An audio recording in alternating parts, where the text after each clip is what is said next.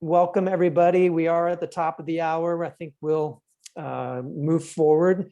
Thank you for joining Auston Stamm's session, Tips for Integrating Universal Design and Accessibility Principles into the Classroom. If you wish to use the captions on your toolbar on the Zoom interface, you should see a little button that says closed caption, or it should say more ... and you can use live transcript or show captions, whatever. I'm going to show how to set that up too. Look at that. Boom. Okay. So that's great. We also encourage questions in the chat. So please pose your questions using the chat function that we'll moderate and have Auston answer when he's able to take a break. And I'll hand it over to you, Auston, to take over and lead us through this great presentation. Thanks. So today I'm presenting on tips for integrating universal design and accessibility principles into the classroom. As you can see on the bottom here, I have a picture of Martin Luther King and a picture of Ed Roberts, who is famous for his focus in the independent living movement. So these are two great civil rights leaders. What I first wanted to do, in our world, there's a lot going on and everything, and I think it's important to really acknowledge privilege, because I think, especially this being an equity conference and thinking about, obviously right now, elements of policing and how we're striving to fix inequities in that regard, and how, when someone's white or black, there can be different, interactions with that. And then elements when it comes to, the equal pay and how right now, women aren't being paid as equally as men. And I think another issue of privilege that isn't brought up as much is issues for people with disabilities, because when you have a disability, it is actually an issue that comes down to accessing services and having the resources to do that. So I have mild cerebral palsy. And this is a picture of my dad and mom and my dog when I was little. And what I was, really blessed to have the support system there to advocate for me, but also to really provide me resources, my grandparents too. And I was able to access things like occupational therapy, speech therapy, physical therapy, swallowing therapy. I went to a school called Westmark School. It's specialized in helping students with learning disabilities and receiving a lot of tutoring. And a lot of these resources are limited for people with disabilities. There's a set cap that you're able to access with your insurance. And, if you really need the service, it ends up becoming an out-of-pocket thing. And I think it's important to just understand that there is inequality in that area too, and that those early intervention services really shape, the person I am today, because I was able to receive these services. So I thought it'd be nice to start with a quote from a book called Mismatch: How Inclusion Shapes Design. It's by Kat Holmes. And the quote says, "Ask 100 people what inclusion means, and you'll get 100 different answers. Ask them what it means to be excluded, and the answer will be uniformly clear. It's when you're left out."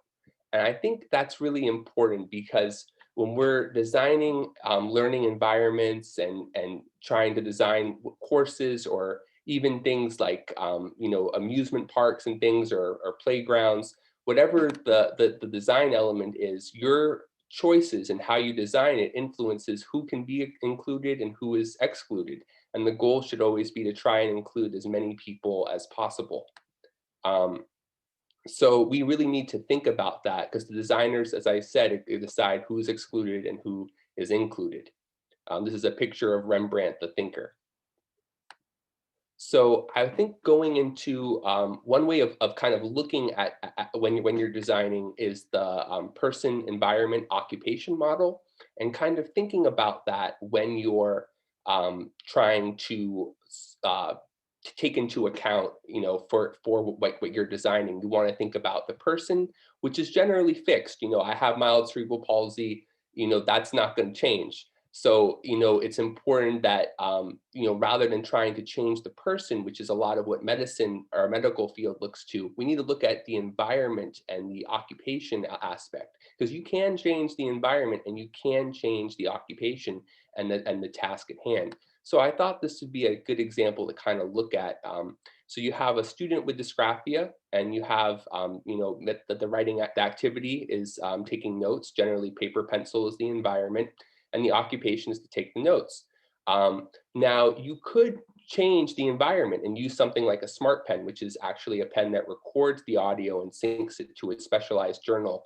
It has like dotted little dots on the paper, and basically it will sync the audio. So when you click, you can hear exactly what the professor was saying when you were writing at that moment. And what's great about this is that, you can change the environment there, or you could also change by switching the task itself and changing the occupation to typing, because it achieves the same goal of taking notes. So it's important to think about what's your overall goal and not get caught up in the specific tasks sometimes that you're using. Um, Now, what I was just covering was more accommodation based, but I'm going to go into universal design. But I thought it'd be good to kind of get a little definition of accommodation and universal design. So accommodation is available to specific students registered with the disability office on campus. It's meeting a legal standard of access for a specific student, generally by modifying course content and ensuring those students can participate. And you're providing some type of modification. Universal design is available to all students in the classroom, and it's about creating additional ways of accessing the course content and making it accessible to everyone. The goal is to create a variety of ways of interacting with the content and accessing the knowledge and resources of the class. So I think this quote really highlights the obstacle that's encountered, which is the most challenging aspect of modifying classroom policies or practices for students with disabilities is that it requires thought and some prior preparation. This is from the Pacer Center. And I think that's really important to keep in mind, that you can't just, wake up 10 minutes before class and say, I'm going to make it accessible and incorporate universal design. You need to be thinking about that from the very beginning. When you look at how our buildings are designed, there's accessibility standards that they're trying to meet from the get-go, and the building itself is constructed to meet those standards at the start. So you want to think about universal design when you begin any designing your course. And then this is the common, equity image that's used: 3 people looking out over a game. One set of people all have the same box, but the people are different heights, so only one of the people can see. The other way, you have the boxes set up in, some people get taller boxes if they're shorter. Some people don't need a box if they're very tall, and they're all able to watch the game. And the idea that we want to tailor our content so that as many people can access it, and really changing, how we provide our resources to do that. So this is, to me, another little cartoon here about how assessment is done in the classroom. And a lot of times we all use the same type of assessment. So this is an image of like a monkey, a penguin, an elephant, a goldfish, a seal, and like a dog. And the teacher saying, for a fair selection, everybody has to take the same exam. Please climb that tree. And obviously only the monkey's really going to succeed with that. The elephant's going to have a hard time. So what it kind of is showing is that we want to be looking at a variety of assignments. So over here, I kind of listed out some different assignments that are, some alternative assignments that can be really helpful instead of the traditional test or essay. An example that I think what happens sometimes is that professors, don't realize that that whatever the class is, even if it's like a science or math class, there's still an opportunity for there to be creativity. An example is that I took an anatomy class, and in this anatomy class, I was able to put on a play about the stomach with my group mates, and we actually made it rhyme. And it was, very unique, but it shows that you can incorporate different ways of showing a grasp of the concepts without just the traditional exam. So I wanted to kind of go into constructivism a little bit. There's a lot to say on constructivism, and I'm not going to cover all the different aspects. That could be another, presentation. But I'm going to really cover here is just a couple key points, and that's that, students should incorporate, their viewpoint into the concepts that they're learning. Basically, you want to make sure when you're designing content that you're giving a chance for the students to reflect their experience about what's happening. The other aspect is that the teacher's learning activities should be rooted in real world experiences and really providing an opportunity for the students to really explore the content in depth. And then the last part is having a variety of methods can be really useful for evaluating the understanding of the concepts. Um, so I decided to really focus on these four characteristics for constructivism, which is collaboration, facilitation, choice, and variety. And in collaboration, what we're really talking about is providing a space, whether it be in person or online, where there can be classroom discussion and posts to share, so students can share their reaction to the content and letting them bring in their personal experience and how that content ties in. I think it's really helpful to have students try and attend, at least one office hour session so they can talk with their professor and really engage about the content, and then providing like group projects or partnering so that there can be some group effort where different people can share their perspectives and ideas. Another aspect is facilitation. And that can be, making sure that there's a variety of examples for the assignments, not just choosing one specific type, and then really connecting the learning back into the real world or whatever the student's experience is. And lastly, utilizing techniques like the flipped classroom, where you, instead of a regular class, you have the students absorb the reading and maybe watch a video lecture and then come to class and just do the activity together. That can be really helpful for cultivating an interactive experience in the classroom. And the last aspect here I wanted to bring up was choice. And I think easy way to incorporate choice is if you're assigning readings, you can have two main readings, and then the third reading, you can pick, maybe 3 to 5 options and have different students choose what that third reading is. And that provides some level of motivation and autonomy because they're being free to choose which reading they want to explore. Um, Another aspect, is to incorporate choice within assignments as well.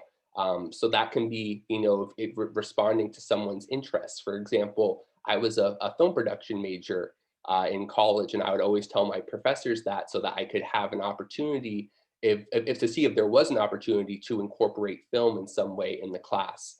And then the last aspect is encouraging students to share their feedback and being open to incorporating, their interests, which I kind of described. And then variety is, just providing multiple methods to express a concept. You don't want to stick with just one specific format. You want to provide, again, a lot of different aspects, because some people will perform better, and, seeing the content in a different way can always kind of reveal new things. And again, soliciting feedback is really important. Sometimes you can do that through polling and, even asking the class, is this working? Are you understanding it? So now what I want to kind of jump into is some accessible slideshow ideas. Sometimes when we're making slideshows, we don't think about accessibility. But for example, if you look at the slide contrast here, you can see at the bottom, this says this is impossible to read. And the one at the top said this is easy to read. This is easy to read is really great because then students can read it. But when it gets really when you're not paying attention sometimes to your contrast ratio, it can be really hard to read. And that's really important to kind of keep in mind. A tool that's free that you can use to help you check your color contrast is something called the Color Contrast Analyzer. And this is a tool that you can use to basically check the color, and it will use the WCAG guidelines, the Web Content Accessibility Guidelines, to see if it's accessible or not, and let you know. So here's a quick example of it. So this is the Color Contrast Analyzer. And what you can see here is I have this document that is very easy to read, just black text on a white background, and it passes all the different accessibility checks over here that you can see. Now, if I wanted to go over and change this document, let's say I go and I make the words here in red, and then I go and I take the little dropper tool and try this out in red, you'll see that now it senses that some of these have failed, and it's failing all the different accessibility checks for the WCAG 2.1 standards for text. So you can see that you can use this to kind of learn what font style color works best and is most readable and legible. So that's kind of an example there. So this is the color analyzer. So that's kind of an example there of how you can use that to check your slideshow for accessibility. Another thing to keep in mind is the font styles themselves. You know, it's some of them, if you get like cursive or all caps or really close together, it can be harder to read. You know, you want ones that are easier to read. My font that I'm using is Century Schoolbook, and it was a font designed in the advertising industry for print, so it's pretty easy to read. But it's good to kind of be thinking about that when you're creating content. This is actually a font, Open Dyslexic font is a special font designed for people with dyslexia. It has a heavier bottom, so it makes you less likely to jump to the next line of text. And I think that can be really helpful to incorporate sometimes as well. So what I wanted to show here is that if you look at this image, you know, there's no description at the bottom and there's no title. So if you have a student who's using screen reading software, something like NVDA, JAWS, VoiceOver, they wouldn't get any information from the slide. So it's important to keep that in mind. So when you're designing your slide, you want to have something with a title at the top, and you want to describe the image. You could use alt text. You could also put a description at the bottom, but some way of describing what the image is really helpful. A lot of times people like to use the insert text icon is common, and if you use that icon, it doesn't it messes with the heading, so the screen reader doesn't know where the top of the document is, and if you keep making a lot of those, it can be kind of confusing. So it's better to use the slide layout and choose the actual title, and the subtitle can be a really helpful way for creating the content.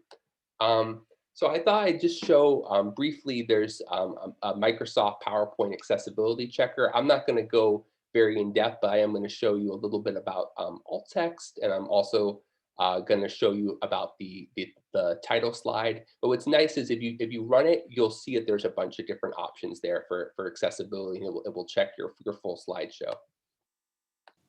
So here's a slide. Are you a dog person or a cat person? And there's an image of a dog and there's an image of a cat, both very cute. Now, what we could do here is check the accessibility. We can do that by going to Check Accessibility under the Tools option. When you click on Check Accessibility, there are a couple options here. One that you immediately notice is it says Missing Alternate Text. So it's scanning for different accessibility standards and errors. And the other one it's noting here is a slide title. Now, a lot of people, when they make a slide, they go insert and then they go insert text box and they add their text there. That's what I just did. But this is not a title. So for a screen reader, it will not read this at the top. The way it should be formatted is with a title box. The way you can get that is by clicking on the layout icon and going to title slide. If I copy this in to the title and then I delete this, we will have now fixed, if I go back to the accessibility tab, we'll see that the title error is gone because the title has been fixed. I could add a subtitle here, you know, I don't know if both are good or great. But the point here is that now we have these two images. And as I mentioned before, if you wanted to, so I could go insert text box here, and then I could type in cute pug. And I could write a longer description if I wanted to, although if I was doing alt text, it should be shorter. So what would happen here is that I could put a nice description underneath of both these pictures. The other thing I could do is if I didn't want to go this route, and I just wanted to have specific alt text, I could copy this, and then I could go into the picture and do click and control click or right click if you're on a PC, and you'll go edit alt text, and then you can go in and name the image and title it whatever you want. So I'm going to call it cute pug. And then we'll see when we go back to accessibility, that error has now been removed. So I could fix the other one by saying cute cat and going into alt text and typing in cute cat. The other thing to keep in mind, as I said before, is if you wanted to go back and use the image under, you could do something where if you had a really long image, I could say, see description below, and then you could go and make a new text box and have a very long description for the image, because generally alt text is supposed to be about 100 characters or so, 125. So if you had a really long complex image and you wanted to describe it, you could just do see text box below and you could write a detailed description. So that's a little bit about using the accessibility checker. Again, it's under tools, check accessibility. So that can be a helpful way to kind of check your PowerPoint presentations for accessibility. So here is another thing to be thinking about is recording the class lectures. If you record the class lecture, it's really easy to do right now, especially with Zoom, but also with your phone as well. You could use to record if you have permission from the students. Providing a recording can be really helpful for students to be able to go back and review the content on their own time, and it alleviates the stress for students of having to take notes as much, because then they can focus and get more absorbed into the class, and they don't have to worry about their note taking. So one aspect that's kind of cool for recording is there's this program Otter AI. This is not a free program. It's about $10 for an individual license. I think when they have educational or business accounts, it runs about $7. But what it does is it provides a full transcript of what's being recorded, and you could actually take that and add it as like a Google Doc, or a Microsoft Word document, and then you can distribute that to the class, or you could distribute the recording. So I just have a really brief demo on how that works and what it looks like. Recording of. So this is a quick demo of Otter AI. All I'm going to do is click the record button here, and now what's going to happen is you're going to see a live transcription begin, which is really cool. And you could just let this run if I turn the screen off, and you would have a full transcript. You can also import files into Otter AI and add them to get a full transcript of the audio. So that's kind of another item to consider.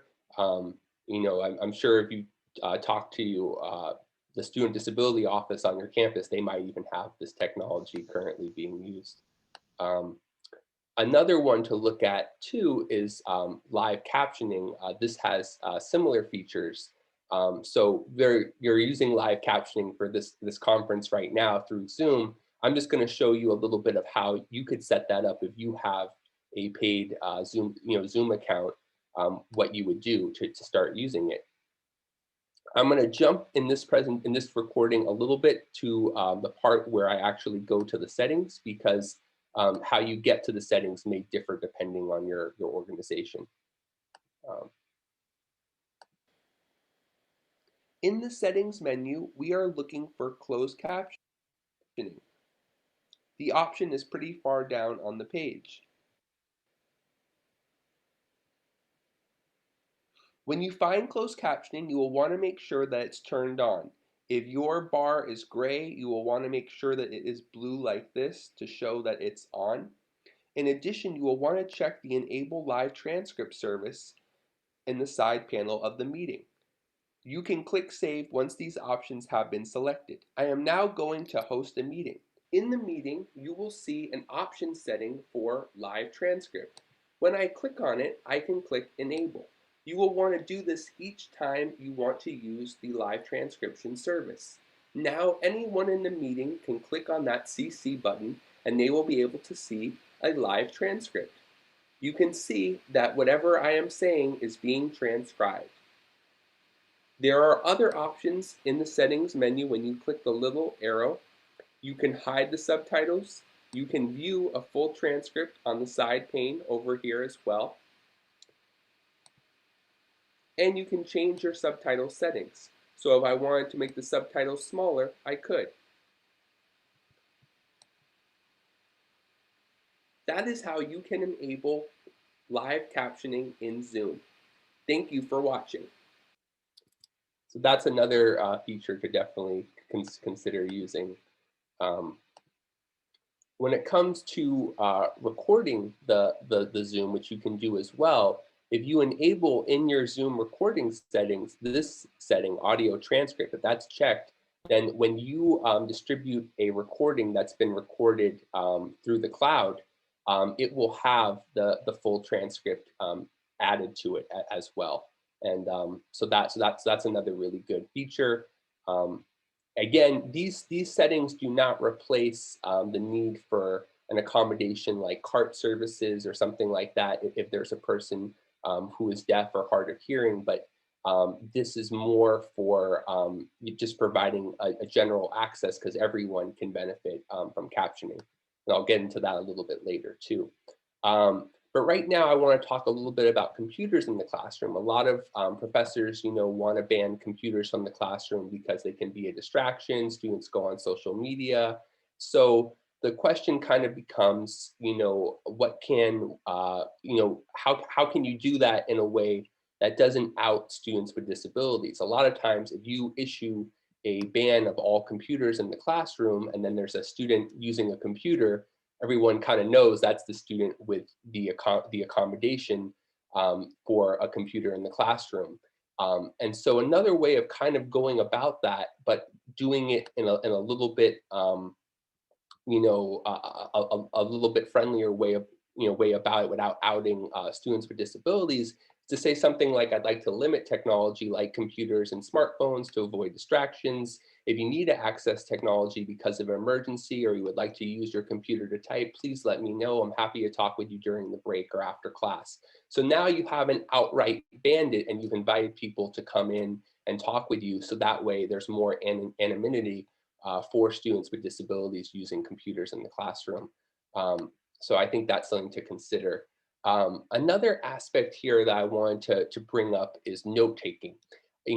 There's a lot of resources dedicated to providing notes to students. That's a very common accommodation that disability offices on campus provide. Like my office, we use Otter AI, we have the Smart Pen, we provide actual notes and pay a note taker. So there's a lot of different aspects there. And one of the things to keep in mind with that is that you could actually make it easier for students to not have to worry so much about notes and encourage participation as well. And by embracing a collectivist view when it comes to notes. And what that really means, what really takes is just limited effort on the professor's part to begin to implement that. So what would happen is that you'd share a Google Doc with the class after the lecture, and then each student would provide, 3 key points summarizing the lecture, and the professor would look over the document and see if there's any missing information. And if you're providing some type of, points for homework or participation for doing this, you can go through the document and double check to make sure everyone who's supposed to, commented on it pretty easily. And that's a way of fostering collectivism when it comes to note taking. And it also allows students to kind of engage a little bit more in the class and not worry so much about notes. So I thought what I'd do is I'd share a link to a Google Doc. And if you had any notes on this presentation, you could share it in the Google Doc. I think you're going to distribute that. Is that okay if you send them an email with it? I just put it in the chat. Oh yeah, put in the chat. Yeah, that's perfect. Great. So everybody can click the link in the chat and jump into the example Google Doc for collaborative presentation notes. Yes. And while you're doing that, I'm gonna just go through a couple more points. One of which is, I've touched on captioning. Captioning is really beneficial There's actually a study from Oregon State University in 3Play where they looked at around 10 higher education institutions, and they found 90% of students found captioning somewhat beneficial. Because if you're seeing what's being spoken along with hearing it, it can really, help with memory retention. So if you have the opportunity to caption materials, if there's any funding opportunities at your institution, I really recommend looking into that, because that can be a real asset and really help your students as well. I think of captioning a lot like, curb cuts. The curb cuts started to help people with disabilities, particularly people who use a wheelchair, but now everyone uses them, and people, pushing strollers use them, people skateboarding. And now the curb cuts have been adapted to help people, who are blind, who are able to use, are able to tap on the little bumps to be able to figure out where the crosswalk starts. So there's a lot of advantages to them, just like there's a lot of advantages to using captioning. So I really recommend that. Another aspect here is on PDFs. I know PDFs are commonly used. And one thing to think about is if you just scan, a book, and you or whatever that the text is, and then you have this image PDF, meaning that when you try and highlight the text, you actually can't see. You can't, the cursor can't select individual words. Basically, you just have the whole image being selected. That's inaccessible for people with screen readers and also people using text-to-speech software. Text-to-speech software is different from screen readers in that it just simply reads the text out loud. So there's actually that functionality built into Windows and Mac, and there's programs like Kurzweil and Read and Write that do text-to-speech.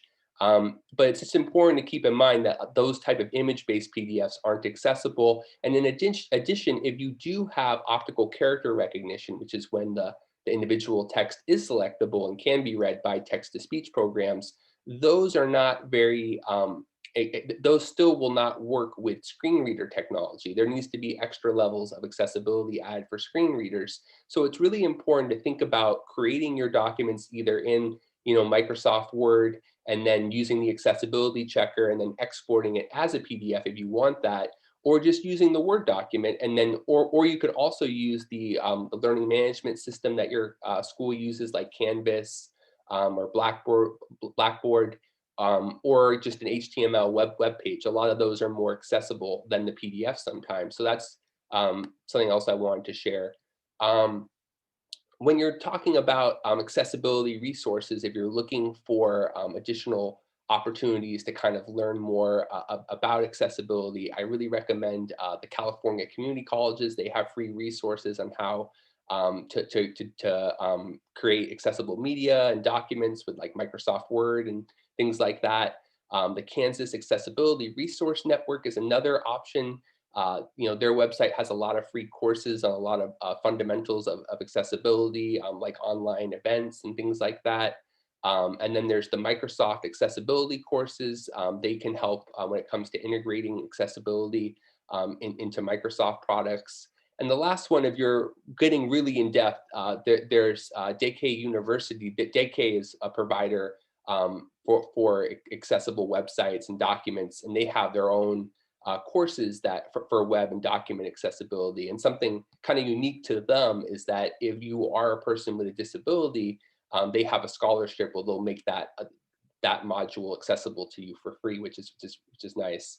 I have a little demo here of just some of the different resources, showing some different free accessibility courses. These are from the. Let's see. I'm sorry. I think what I'm going to do is just mute the sound. I can, if you can hear me. What I'm going to go over is just, this is the California Accessibility College's accessibility courses, and then this one is the Microsoft one, and they have Introduction to Accessibility and a bunch of different options there to learn more about their Microsoft 365 programs and accessibility. And then in addition, there is one for the DK University. I signed up with theirs, and they have very in depth about web accessibility. And then lastly, there is the KSARN, which is the Kansas Accessibility Resource Network. And I'm going to show that one in a second. That one has a lot of cool different manuals and training there too. I think those are the different resources, and I think the last one, let me see.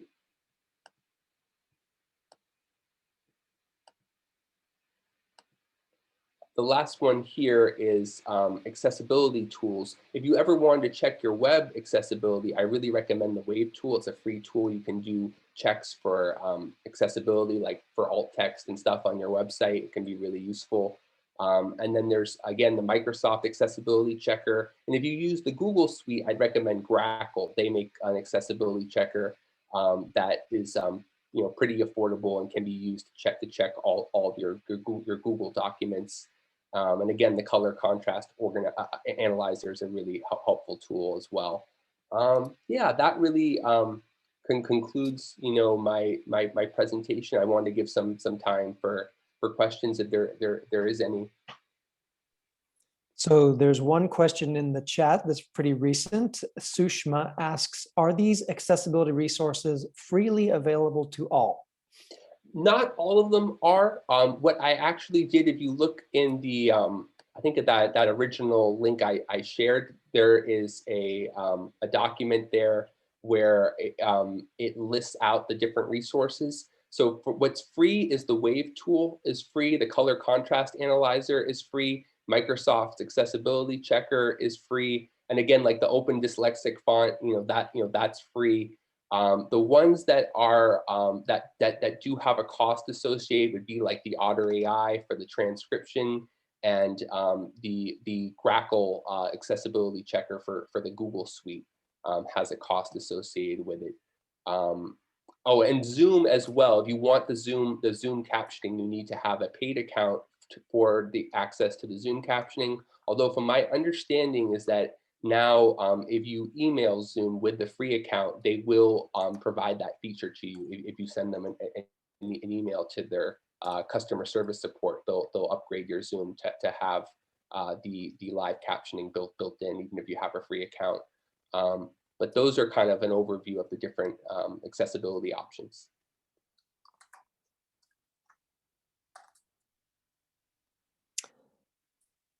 Let's see, I don't see any other questions. The other one that was asked by Evangelina was about the link for the color contrast checker, and Jennifer Lucas shared that in the chat. So nice. I know many people are very interested in some of the resources you shared. So let us know if, and I think you did share with me the link to your presentation, and I'll make sure that gets on the conference website.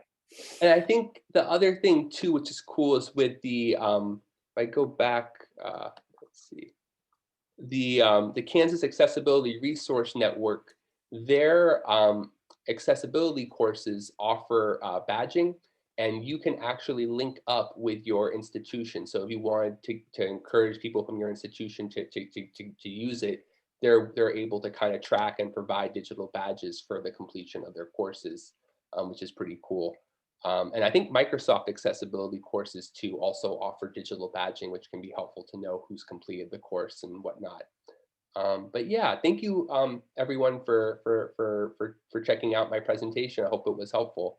Well, let's see, before we have everybody run away, are there any other questions? And maybe people can turn on their microphone if they'd rather say it than type it. If not, we have a brief break until 5 p.m. Pacific time, which I think will be noon in New Zealand, and maybe it's going to be 1 in the morning in Ireland. I don't know, but we're grateful for people to be here. This has been recorded so that people can review it again for these fantastic resources that Auston has shared.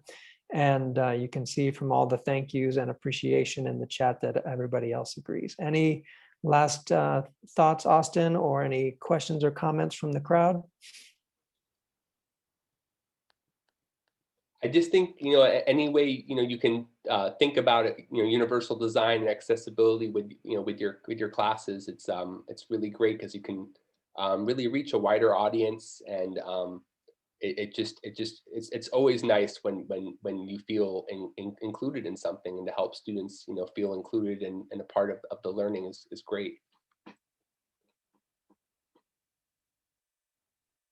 Fantastic. Well, I'll keep the room open for a little bit longer, just in case people want to walk up to the podium virtually and just ask you a small question. But everybody, thank you so much for your participation. And Auston, thanks again for putting together a great presentation with lots of information. I am going to remind everybody that in addition to the recording, there will be a Padlet space where everybody can continue sharing resources and asking questions asynchronously. So go ahead and find that on the website for the conference. And if I can be quick about it, I will post it in the chat as well.